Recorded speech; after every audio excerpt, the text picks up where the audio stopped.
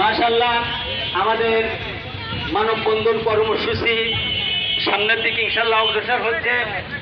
এখন আমরা ডিসি অফিসে যাব, ইনশাআল্লাহ স্মারকলিপি জমা দেব। আমাদের 5 দফা মানতে হবে, আমাদের 5 দফা মানতে হবে, মানতে হবে।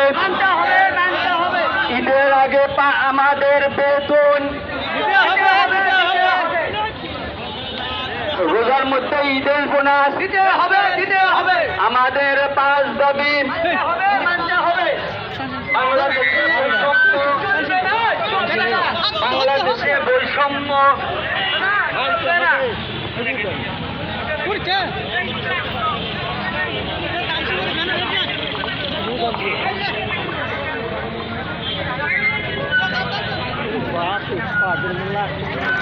গণশিক্ষার শিক্ষকদের